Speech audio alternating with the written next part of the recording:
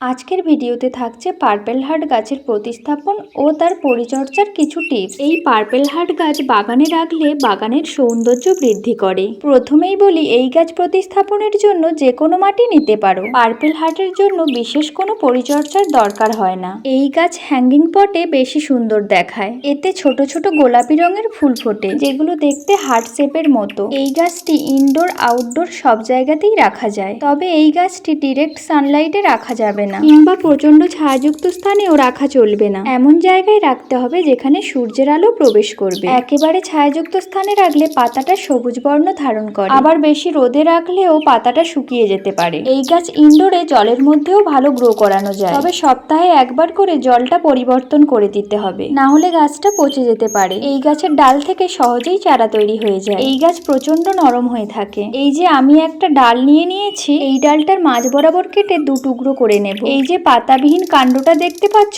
এটা কিন্তু ফেলে দেব না, এর থেকেও কিন্তু চারা তৈরি হয়ে যাবে। আর এই ডালটির একদম নিচের পাতাটা ছিঁড়ে ফেলে দেব, এতে নতুন চারা খুব তাড়াতাড়ি বেরোবে। এই গাছ ভীষণ স্ট্রং হয়, সহজে মরে যায় না। পার্সোনালি এই গাছ তো আমার ভীষণ ভালো লাগে, এর থেকে দ্রুত চারাও তৈরি হয়ে যায়। তো আমি এখানে নর্মাল মাটি আর গোবর সার নিয়ে নিয়েছি। প্রথমে মাটিটা হালকা করে জল দিয়ে ভিজিয়ে নেব, এতে ডালগুলো প্রতিস্থাপন করতে সুবিধা হবে। এবার একে একে ডালগুলোকে বসিয়ে দেব। তার আগে তোমরা কমেন্টস করে বলো তো কার কার বাড়িতে এই পার্পেল হার্টের গাছ আছে। আমি কিন্তু এই গাছটা আমার মাসির বাড়ি থেকে এনেছি। অনেক দিনের ইচ্ছে এই গাছ আমার বাগানে বসাবো, ফাইনালি গাছটা পেয়েও গেলাম। আনার পর 2-3 দিন রেখে দিয়েছিলাম, তো তাই জন্য গাছটা একটু নেতিয়ে পড়েছে। তার উপর আবার অনেকটা দূর থেকে এনেছি। আর ভিডিওটা তোমাদের কেমন লাগলো কমেন্টস করে জানিও। গাছটা সুন্দরভাবে প্রতিস্থাপন করে দিয়েছি। তোমরা এই গাছ সম্পর্কে আরো কিছু জানলে আমাকে কমেন্ট সেকশনে জানাবে।